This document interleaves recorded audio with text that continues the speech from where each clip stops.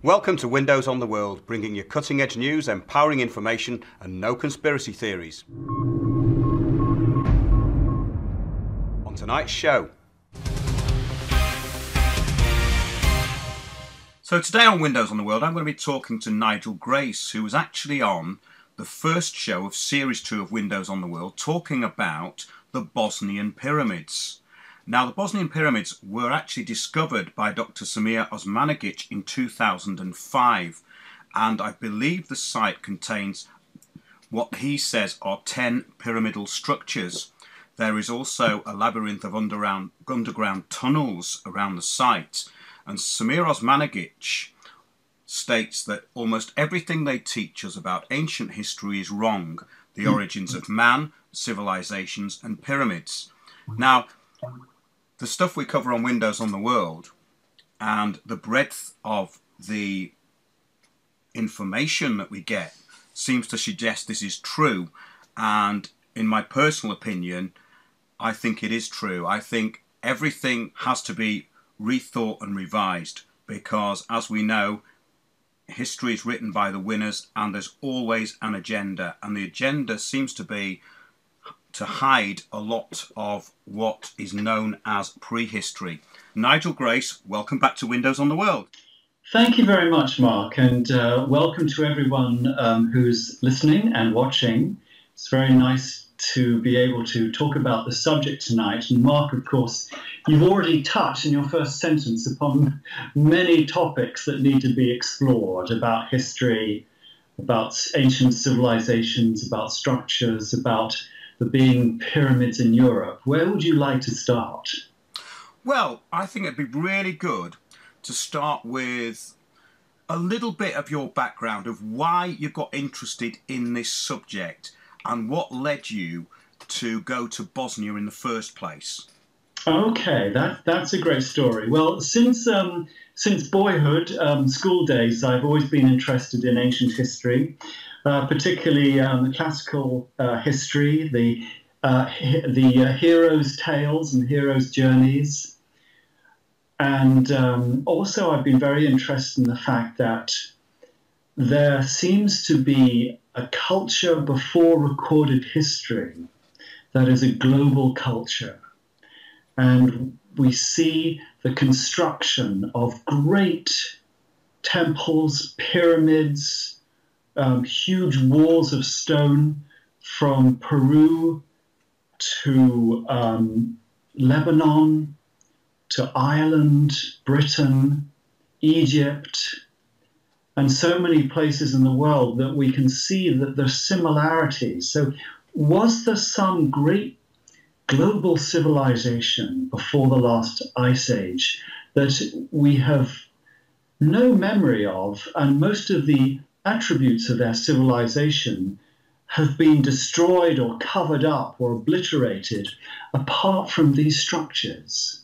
So I often thought about that. And then back in 2011, I was lucky to come across an interview on YouTube by Dr. Sam Osmanagic. And behind him, I'd never heard of the man before this time.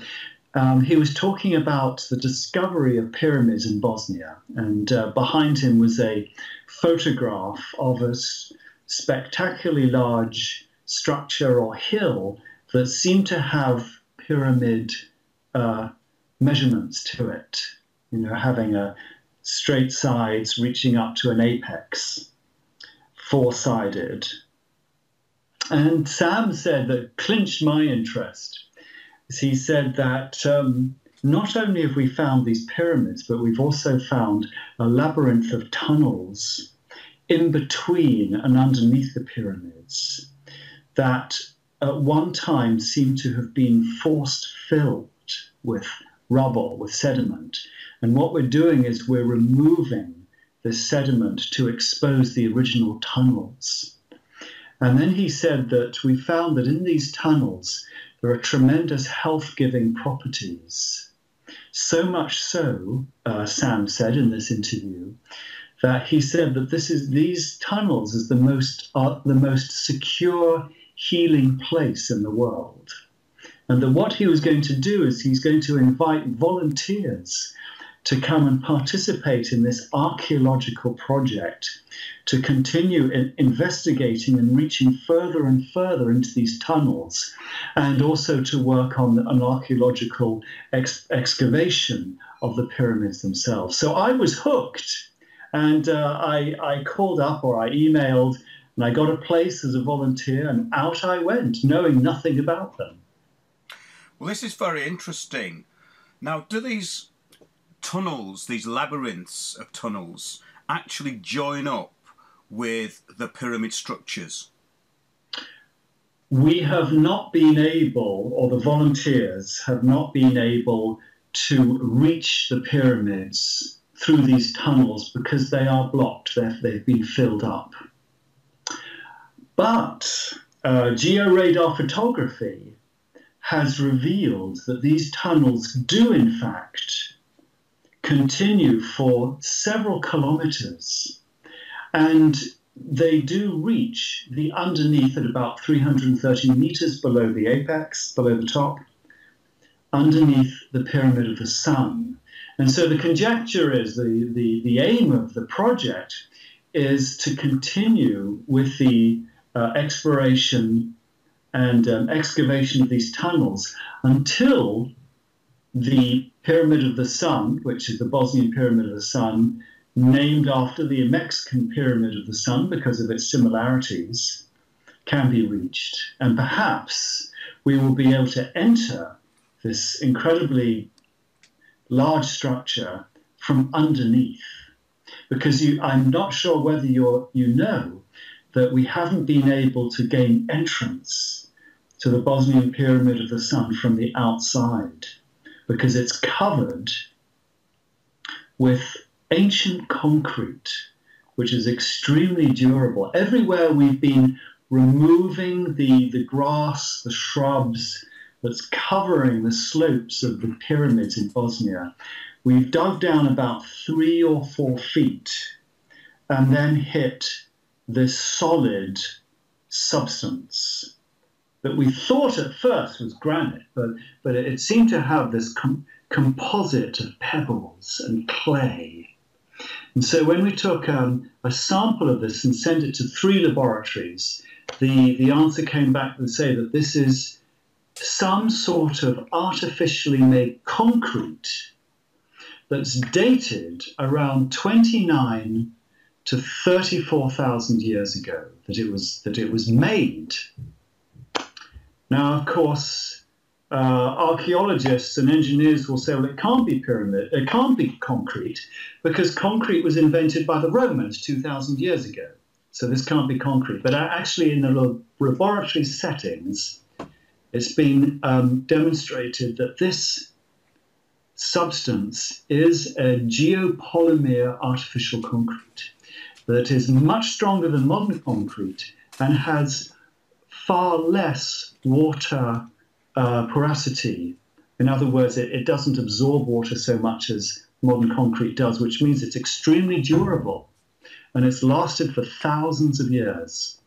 So, Bosnian Pyramid of the Sun is coated in ancient concrete that could be up to 34,000 years old. Do you know how deep this goes down? That's the best question. That is very interesting, because there's not just one layer. We found at least 4 layers of the concrete.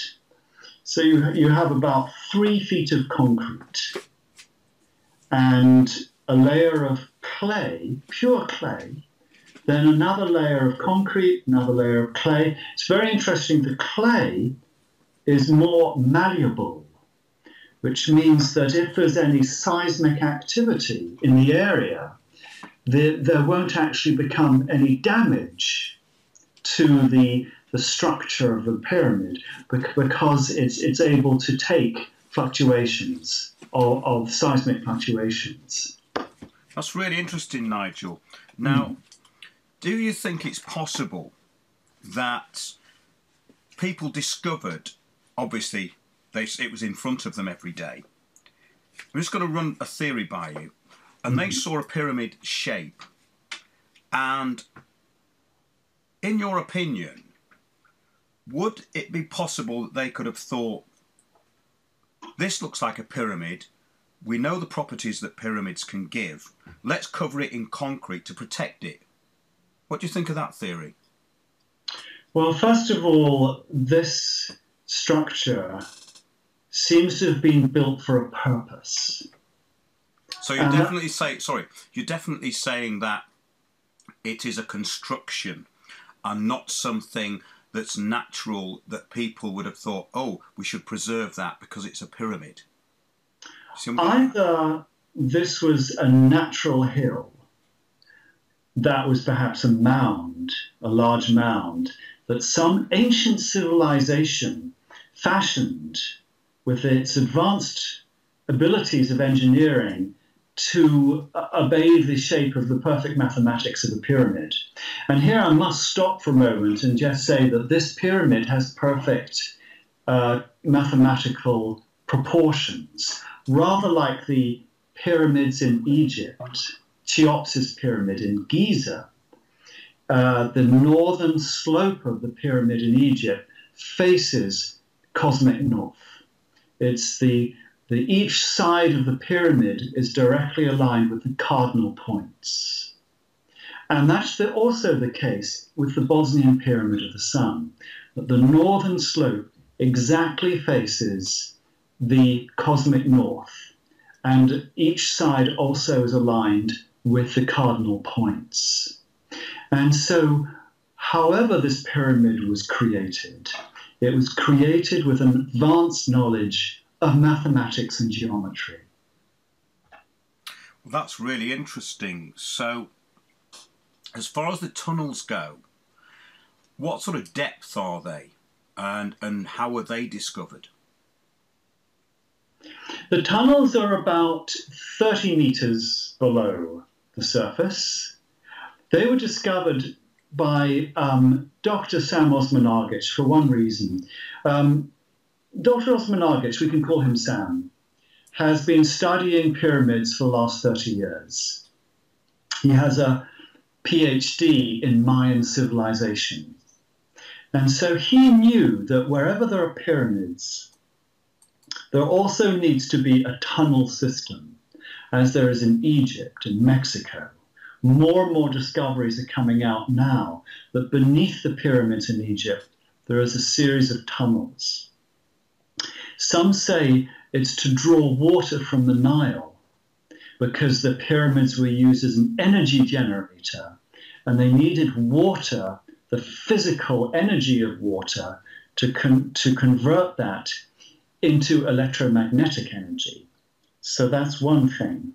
So Sam was looking for evidence that there might be some tunnels, if these indeed in Bosnia are true pyramids, in order to follow the same theory.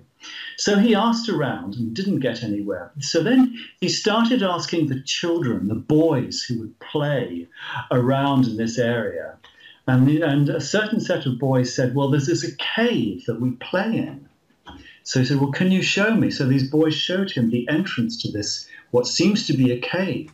But the interesting thing is that as soon as Sam got inside this cave, he noticed actually that there were tunnels to his left and his right and straight ahead that were force filled with sediment or sand or stone. He could clearly see the outline of the tunnel and the fact that there was different substance filling it. So he said, well, this could be the head or the start of a tunnel system.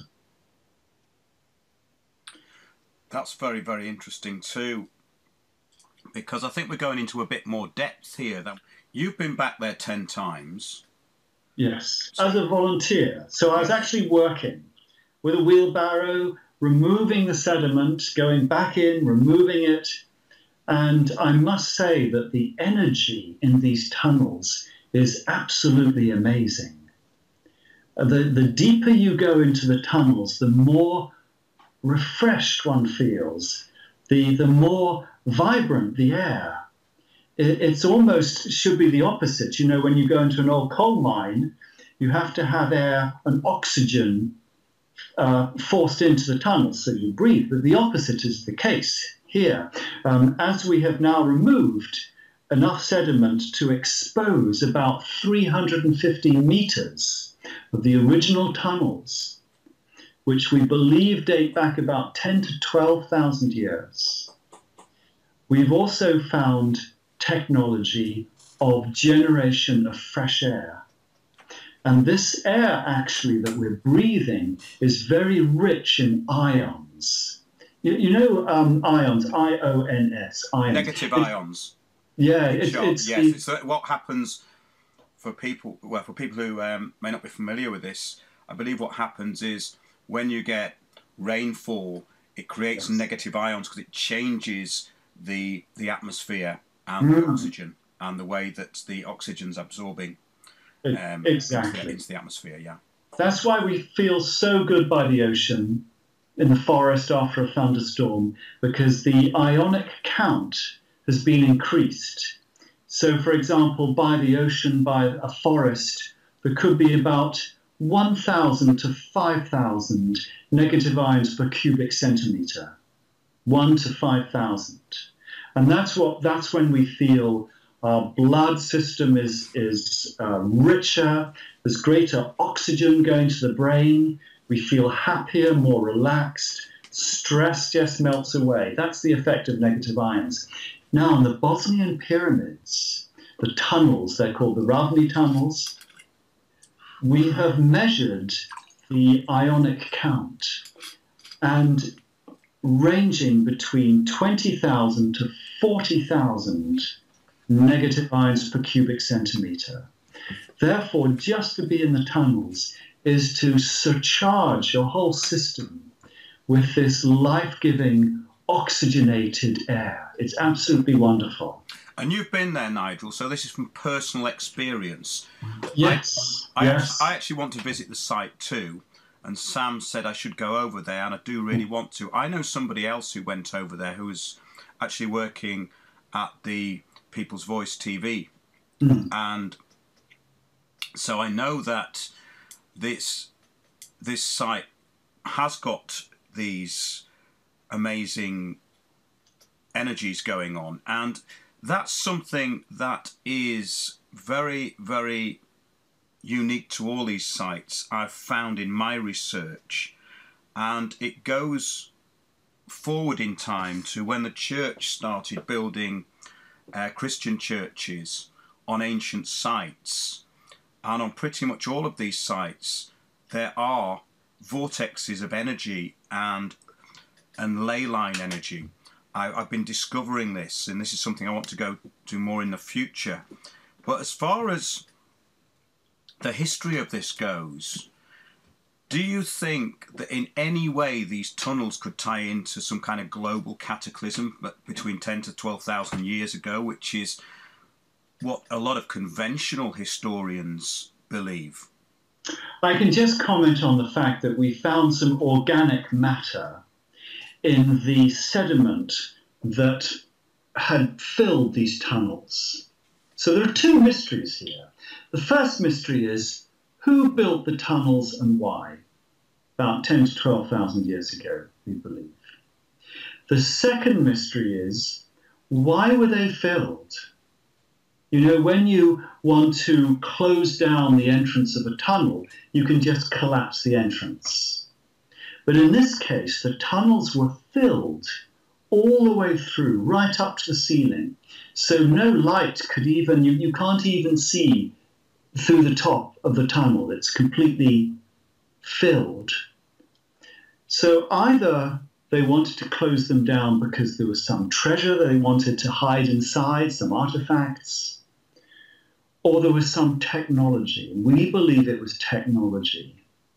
Because not only have we found this life-giving negative ionic air in there, on oxygen, but we've also found a number of ceramic sculptures with ancient language inscribed upon them, or runes, we can call them. We have found these megaliths that seem to be generating electromagnetic power or radiation within the tunnels, which is a very strong healing energy. How has this been measured, Nigel? Is it just something you've experienced, or have there been sort of tests done to see what kind of energy is being emitted? The archaeological project is a multidisciplinary project in Bosnia. And so there are several different techniques that scientists from different universities are using to measure the energies of the pyramids and the tunnels. One of these is the measurement of electromagnetic frequency, or sound, or ultrasound. We've been able to measure through certain sensitive microphones and equipment an electromagnetic field of about 28 kilohertz. This is above the range of human hearing. This wavelength, this electromagnetic frequency, is found in the tunnels and also at the top of the Pyramid of the Sun. In fact, these scientists, these researchers have found that there is a beam of energy about 13 feet across, rising up from the top of the apex of the pyramid up into the atmosphere, up into the sky. And it's consistent. It's there at all times of year after year. The sounds can be listened to once we bring it down to the range of human hearing. So there is some technology at work here. So coming back to your question, was there some cataclysm, some global cataclysm? We can postulate, perhaps, that maybe about 5,000 years ago there was something happened in Europe that caused the people, the civilization, the culture who were responsible for the maintenance of these tunnels and the energy to close them down. And we believe perhaps it was to make sure that the energy, the technology didn't get into the wrong hands, whoever that was, because we found some carbon, some old carbon in the silt that we're removing, and we've dated that, and it's dated to about 4,500 years ago. So that's one time period. The other time period was before the last ice age. And we can have a look at the structure of the pyramids, the concrete that's dated about 29,000 years ago, to examine what happened at that time. And certainly we can see evidence where sections have collapsed, where sections seem to be underwater. So it's very possible that what is high up now, 200 meters above land, could have been underwater at some point. These are just some of the things that we can postulate on. There's no real or conclusive evidence to show cataclysm, but certainly things to consider when you're there and excavating. Well, this is very interesting, because this is not entirely connected, but in a way is, because it deals with the dating of pyramids. Dr. Robert Schoch redated the Sphinx because of the water damage on the Sphinx. Yes. Which ties in with this global cataclysm or great flood. and it's something Yes. that Brian Forster's been looking into as well. Yes. So I think that the main thing about this is that it seems to be taking people who have an active interest in this rather than conventional archaeologists, because they're basically looking for things that validate the already accepted view of history. And this is the problem, isn't it? We're not just confined to archaeology in the Bosnian pyramids. We're using acoustic archaeology, the archaeology using sound, energy. We're looking at the surrounding areas. For example, we have found a number of tumuli. You know, a tumulus is a hill, an artificial hill. There are, you mentioned there are about 10 structures we found. About 5 have pyramidal qualities to them. The others are mounds. We've also found stone spheres of different sizes within short distance, about an hour's drive from the pyramids themselves, that are equally as enigmatic. No one knows the antiquity of these stone spheres or their makers. They're a complete mystery.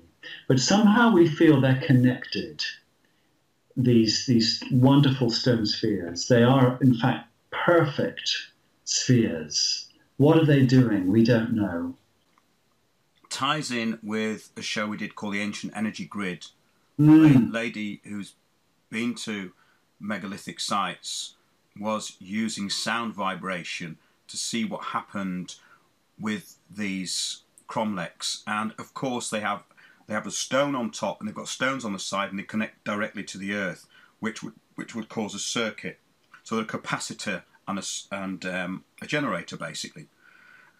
Once they have the right frequencies to absorb. So this all sounds slightly abstract, but it's not really, because we're just talking about transference of energy, which Exactly. is a very simple concept for you to get your head around. It is simple, yes. For example, in the tunnels, in the Radni tunnels, we found, as I mentioned earlier, these ceramic sculptures, these ceramic blocks.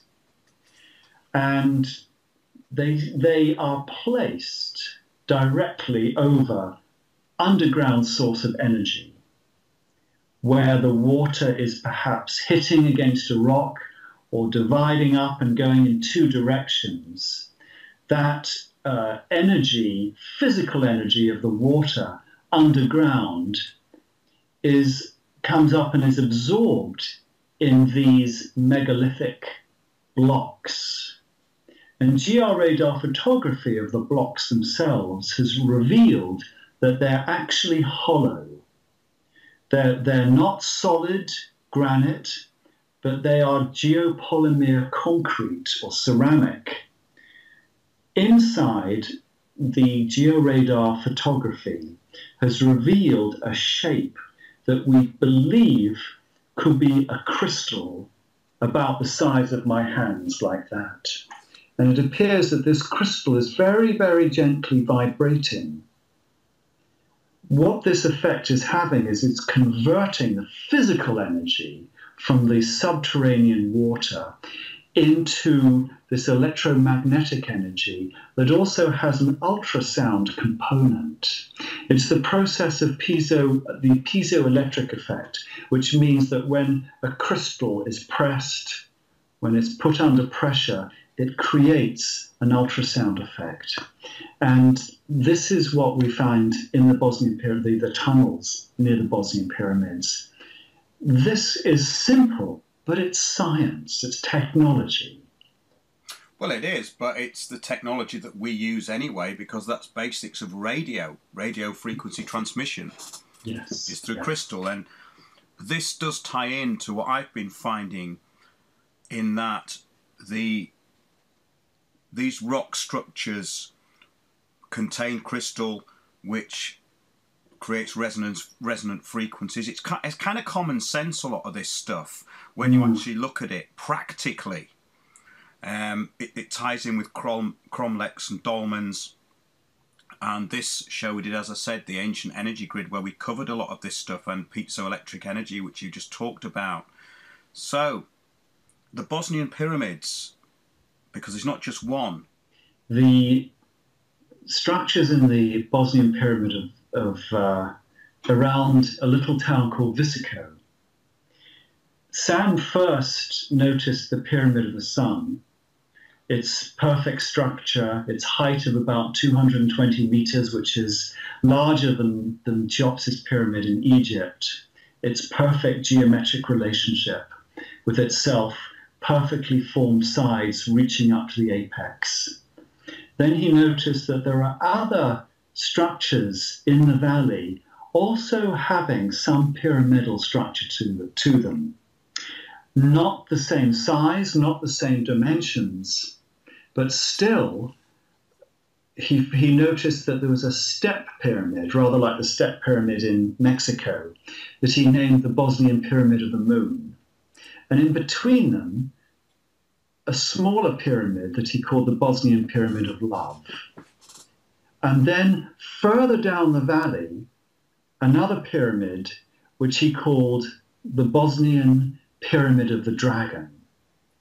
Now, what we're finding here is not only does each of these structures have perfect pyramidal geometry, but there's also a relationship between them. So if you were to take a measurement from the top of the Pyramid of the Sun to the Pyramid of the Moon, and then to the Pyramid of the Bosnian Dragon, we find a perfect equilateral triangle, which means that the distance between each of the three structures is the same and equal. So that means that we have not just geometry in the shapes of the structures, but geometry in the entire valley. And this is very similar to Giza, to Mexico. We find there's geometry in the valley of Giza, which relates also, of course, we've read many of these books relate to the star sign of Orion, for example. It's interesting actually as well that although Robert Schoch has done a lot of investigation into pyramids, I was just reading something here that he was very skeptical about the Bosnian pyramid site. Yes. So yeah. There are skeptics out there. I've just been looking before we did the interview. The Smithsonian Institute was skeptical, which you would expect it to be, really. But the thing is that what you're describing is an experience. And a lot of people who go to these sites are talking about the experience that they have of the site. In other words, the energy. And this seems to me to be your main attraction to the place. So conventional historians and archaeologists aren't interested in what I would say are the practical elements, the energetic qualities of the site. They're taking a kind of empirical view of, well, it's a mountain that looks like a pyramid. I do know that Dr. Robert Schoch, when he came in the early period of the excavation, I think it was in the 2006 or so, he said that this could be explained by natural geology. But at that time, not so much work had been done. And also the samples of the concrete had not yet come back. And so now the project has moved on quite a lot. And we believe that if Dr. Schoch would come back and see the evidence of the laboratory-tested concrete, one can't deny the scientific proof of the fact that the covering of this structure is indeed artificial concrete.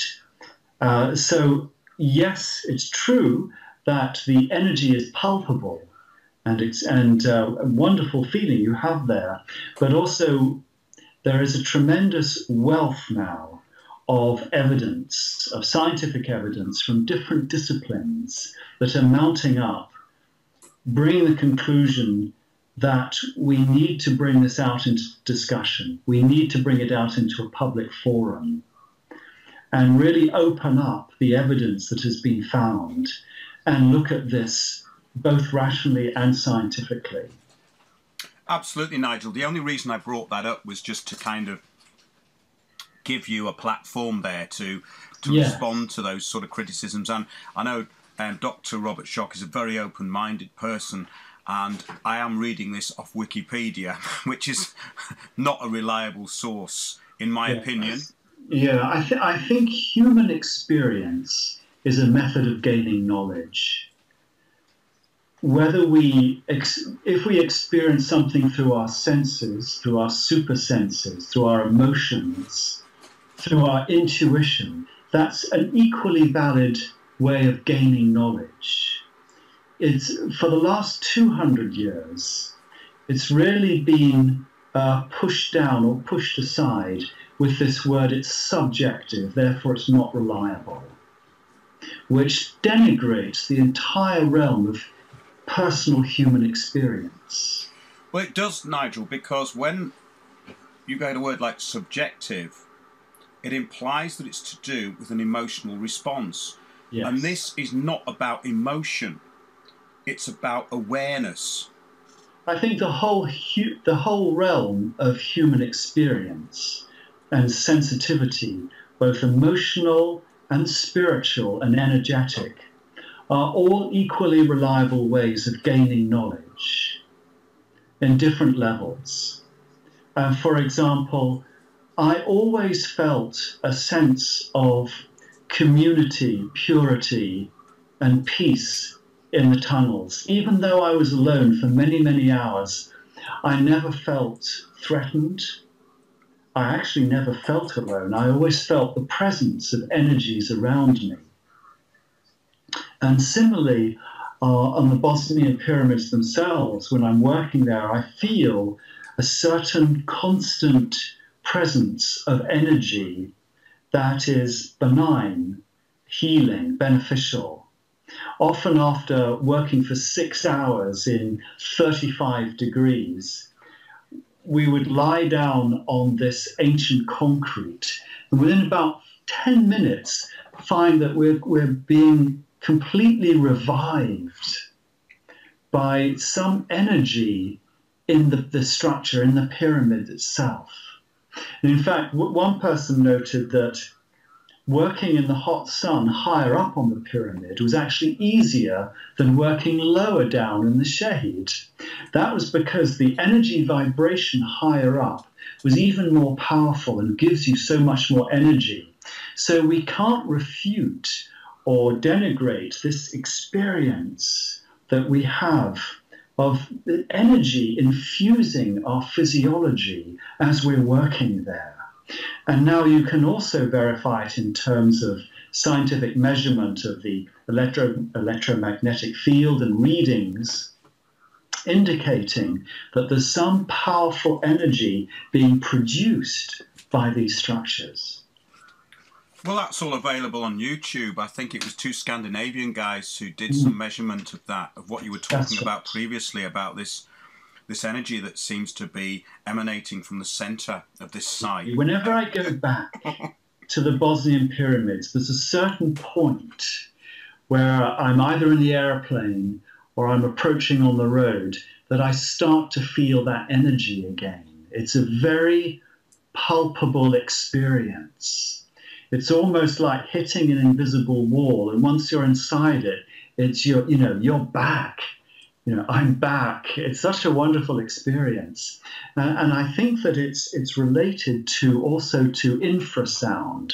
I don't know whether you know about this, that infrasound is at the very low spectrum of the sound waves. It's about 7 to 50 hertz. And this is, for example, the vibration, the sound vibrations that whales communicate underwater. It's also the sound vibration that elephants, through their feet, can communicate to other herds of elephants hundreds of miles away. This is the infrasound. And it's also the measurement of what is called the Schumann resonance. Schumann being the German mathematician who calculated the natural resonance of planet Earth. A very important point about this, Nigel, is that that Schumann resonance is changing and has been for about the past 30 years, I believe. In other words, the electrical pulse of the Earth is speeding up whilst the magnetism is falling, which has an effect on the way we metabolize time. And I believe from my own research that it has an effect on perception and how we see reality and our ability to be able to look into things with a lot more depth and clarity much more easily. Have you got any thoughts on that? I have a lot of thoughts on that. First of all, let's go back to this vibration of, actually it's 7.53 hertz, that Schumann originally with his students found was the ultrasound wavelength or sound length of the natural resonance of the planet Earth between the crust of the Earth and the ionosphere, which is the cavity between the surface of the planet and the ionosphere. When one is in nature, feeling the natural energies of the planet, we feel at home, we feel happy, we feel calm, peaceful in our mind. When we're in the mountains, when we're in with nature, even when we're sleeping, perhaps we're camping somewhere in the wilderness, there's this wonderful sense of peacefulness. And that is the natural experience in our beautiful living in our planet, were it not for the distractions of modern civilization. Which all comes back to frequency again, doesn't it? Because we're really talking about here alpha waves between 8 to 12 hertz. And in my own studies of this, obviously there's alpha, beta, theta and delta waves. Now, it's very interesting when you experiment with this, as I have done with binaural beats, and especially with the changing of consciousness and the ability to induce out-of-body experiences. And this is just something I wanted to bring up with you, because in our show, The Ancient Energy Grid, we had 2 guests on, and the second guest, Freddie Silver, was talking about the possible uses of towers used by the Knights Templar, and he was talking very much about this sort of thing. In other words, an initiation into a higher consciousness is going to create a much more intelligent human being and a much more aware human being. And I think that's really the goal, in my opinion, of what this is all about. Would you just like to round up by responding to that? Okay, quick round up, and I'll come back to the last question as well. Thank you. I believe through investigation, experience, that the original purpose of pyramids, towers, steeples, spires, round hills, to harness and amplify the natural energy of the earth, to increase the fertility of the soil for crops, and also, as it relates to the alpha wave pattern in the brain, to create coherence of brain functioning. In other words, to become more intelligent, to become more aware, to use more of the brain's potential. You know, we say that modern psychologists say that humans use 5 to 10% of their mental potential. So what if we had a tower, a pyramid, a structure that was amplifying the natural resonance of the planet Earth, so that the harmonic effect creating brainwave coherence is amplified. So I think they have two functions. One is to create fertile living conditions, and secondly is to increase the level of human consciousness or consciousness evolution of the species. Yes, and also to give it the correct environment. So these sites are giving the correct environment, which is really common sense, that you would gravitate to these sites. Of course, and that's why we feel so good there. What is happening with the changing resonance is with our mobile towers, mobile phones, cell phones, microwaves, technology, they're all vibrating at a level that is not harmonious with the planet and the human system. So that means that instead of the 7.53 hertz of the Schumann resonance, which is the natural resonance of the planet, the resonance detected in the planet has now risen to maybe 13, 14, maybe 15 hertz. Yes. Soon perhaps we'll be able to come up to the range of hearing so that we can actually start hearing the resonance of the planet as produced by modern technology. This is not a pleasant future.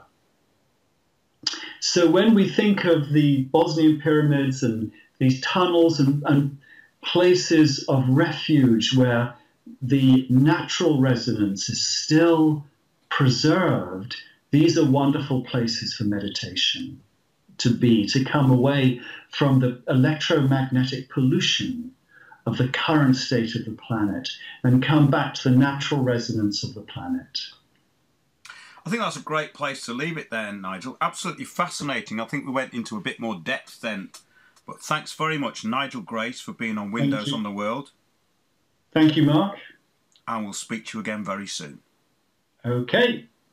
Thank you. Thanks for joining us on Windows on the World. Remember, keep watching those, watching us, watching Windows on the World. We'll see you soon.